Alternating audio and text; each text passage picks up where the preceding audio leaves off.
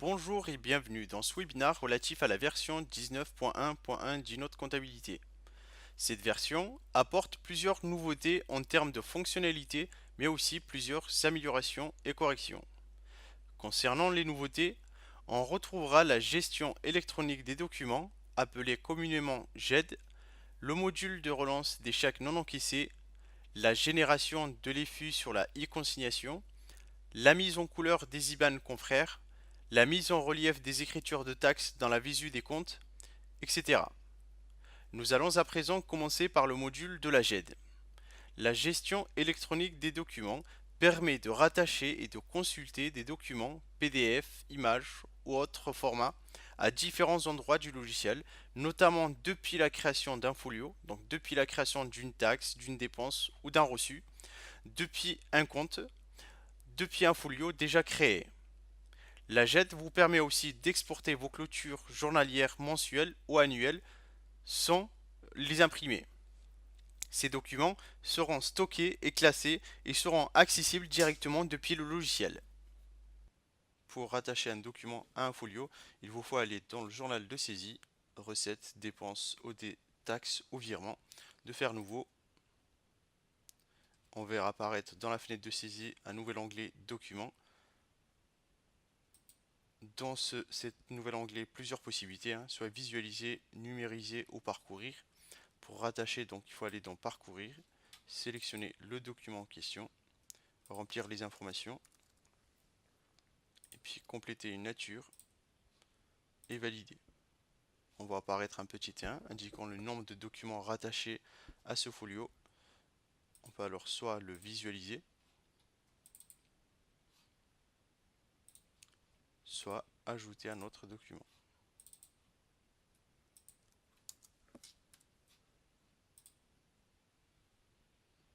Puis valider. Il suffit alors de compléter le reçu.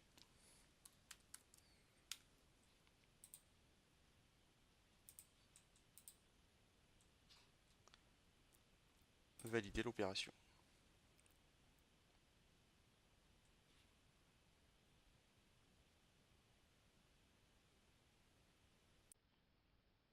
Dans le journal, on voit apparaître une nouvelle colonne avec un trombone indiquant le nombre de documents rattachés. On peut soit double-cliquer pour les visualiser, soit aller directement dans le compte du client. Et de la même manière, on voit une nouvelle colonne avec un trombone indiquant le nombre de documents rattachés. De la même manière, on clique et à ce moment-là, on voit apparaître les documents. Plusieurs actions possibles, soit ouvrir, donc ce qui nous ouvre le document en question, soit supprimer, envoyer par mail, renommer ou modifier la nature avec un effet dynamique qui nous permet de modifier la nature. On peut même ajouter un troisième document, soit depuis numériser ou depuis parcourir.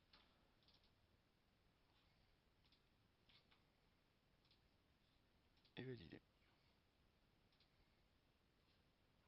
Donc là, avec un tooltip, 3 éléments de rattacher. Un autre onglet, documents, avec l'ensemble des documents rattachés au compte client, soit directement aux lignes d'écriture, soit rattachés au compte du client. Donc pour pouvoir rattacher au compte du client, c'est ici, donc ajouter, parcourir. Cela nous permet donc de rattacher une image ou autre document directement au compte du client. Il ne faut pas oublier de valider à chaque fois pour rajouter de manière dynamique un document à une écriture comptable.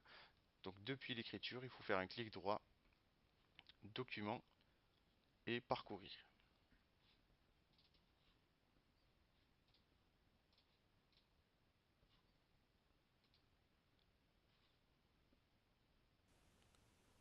Cette opération est possible pour l'ensemble des modules de saisie. On peut revenir donc dans le journal, OD, nouvelle OD.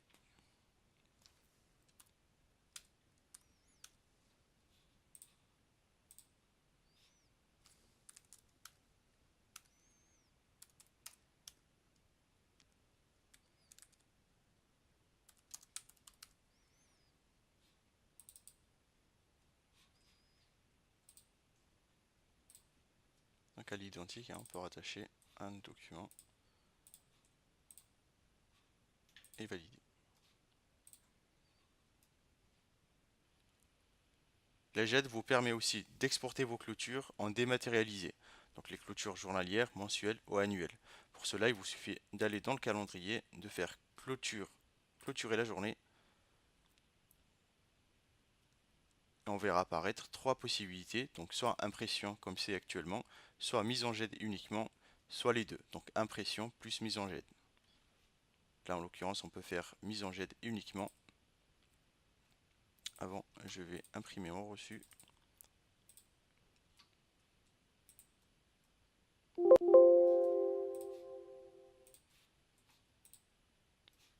Et relancer la clôture.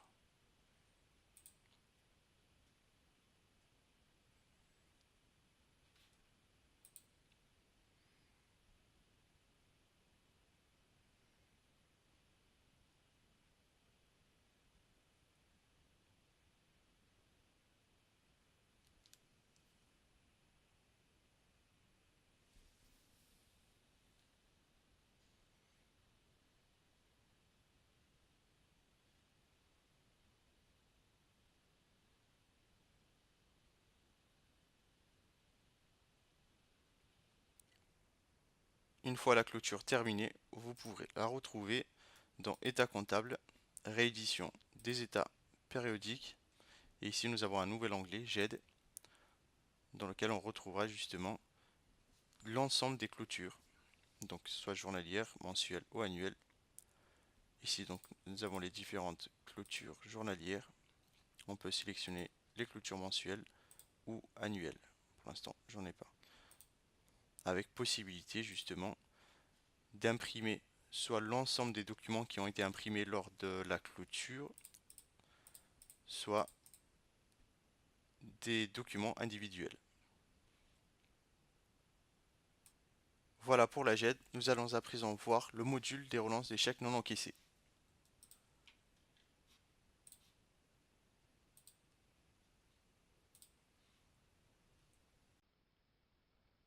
Ce module permet de relancer les bénéficiaires de chèques émis par l'étude et qui n'ont pas été encaissés.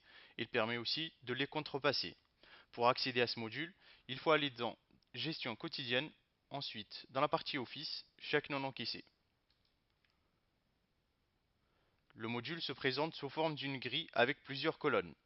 La sélection multiple ou individuelle, la colonne compte banque, compte débité, bénéficiaire, numéro de folio, ainsi de suite, et montant du chèque à relancer. Dans ce tableau, on retrouvera toutes les écritures de type chèque avec un code journal DE et qui n'ont pas été ni rapprochées ni contrepassées. Il y a aussi une partie paramétrage pour faire apparaître les chèques non encaissés depuis X jours ou les bénéficiaires de chèques qui n'ont pas été relancés depuis X jours. Je peux donc ici modifier le nombre de jours des chèques non encaissés, puis tabuler et réaliser un deuxième filtre, uniquement sur le 5421. Et au clic droit, deux choix possibles. Donc soit relancer, soit contrepasser. Donc relancer va nous générer un courrier sous Word qu'on peut imprimer. Et contrepasser permet de contrepasser le chèque. Après validation de la contrepassation, le chèque n'apparaîtra plus dans cette liste. On peut le faire pour celui-ci.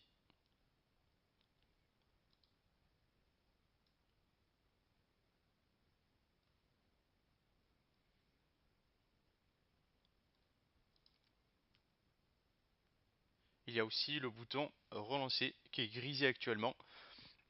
Mais si on sélectionne l'ensemble des chèques, il se dégrise et on peut faire une relance sur l'ensemble des chèques sélectionnés.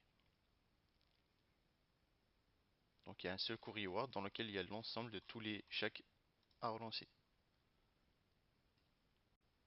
Il existe deux autres possibilités pour relancer les chèques non encaissés, soit directement depuis le compte du client.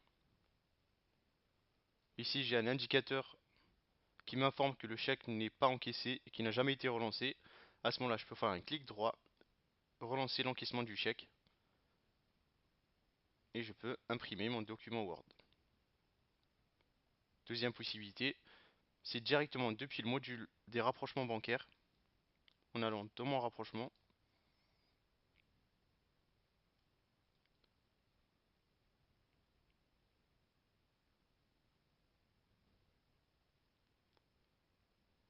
je peux faire un filtre uniquement sur les chèques et filtrer aussi si je veux sur la date. Et je peux faire un clic droit, relancer l'encaissement du chèque. Et je peux ainsi imprimer aussi mon document Word. Autre nouveauté de la version, c'est la gestion de l'EFU sur les e-consignations. Jusqu'à présent, on l'avait sur les consignations standards, mais pas sur les e-consignations. Je peux prendre un compte donc, qui a été consigné initialement.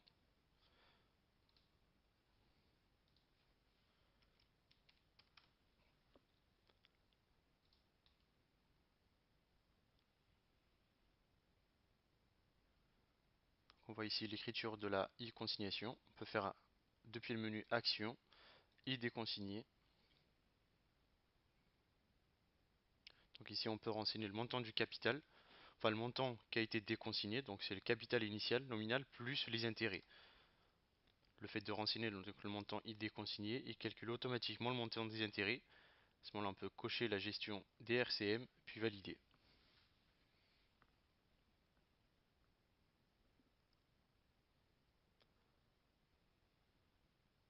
On peut donc compléter la fiche du bénéficiaire.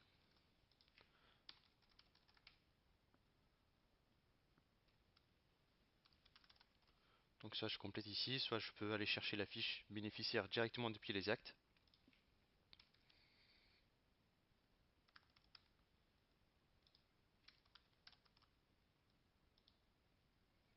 Puis valider.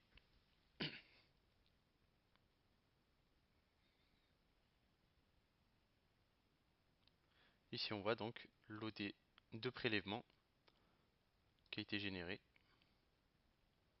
On valide.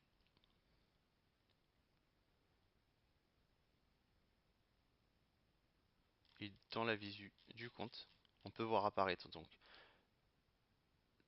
l'OD de prélèvement et aussi le reçu de déconsignation, donc qui comporte deux écritures, donc le capital nominal plus le montant des intérêts.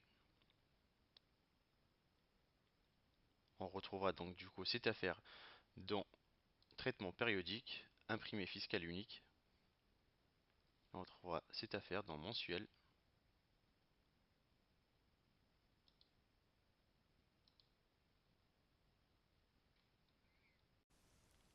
Cette gestion de l'IFI sur les e-consignations est une obligation réglementaire, donc l'ensemble des études devront générer de l'IFI sur les e-consignations. Autre nouveauté, c'est la mise en relief des lignes d'écriture relatives aux taxes dans la visu du compte client. Donc là, si on va sur un compte client, désormais l'ensemble des écritures de taxes sont en gras. Là, en l'occurrence, j'en ai une en gras. Et les écritures du jour, comme on peut le constater, elles sont en italique. Cette version permet aussi d'ajouter une codification couleur aux IBAN confrères. Donc là, il faut aller sur un compte confrère dans sa fiche. Et on peut renseigner ici un code couleur, donc selon un IBAN Office au client. Donc il est possible de le modifier ici.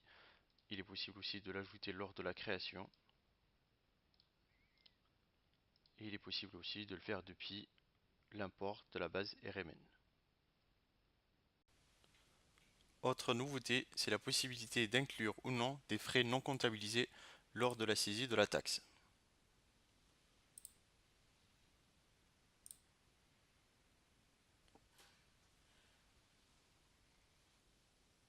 Pour cela, il faut aller dans le module de la taxe. On voit ici apparaître donc un nouveau paramètre, inclure les frais non comptabilisés. Pour pouvoir paramétrer justement les frais non comptabilisés, il vous faut aller dans paramètres, paramètres de taxe, gestion des frais. On peut prendre l'exemple d'un débours.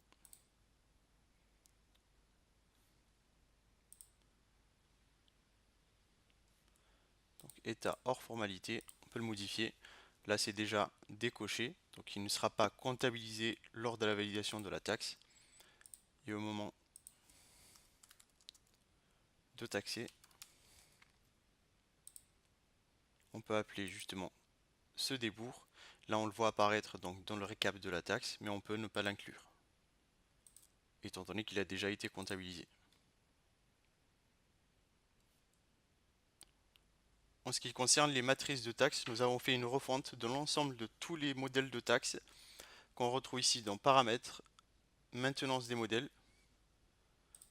Nous avons donc archivé tous les frais GENAPI que nous avons recréés de sorte à ce qu'on ait des modèles actualisés et plus exhaustifs. Voilà pour l'essentiel de cette version 19.1.1 d'Inode Comptabilité.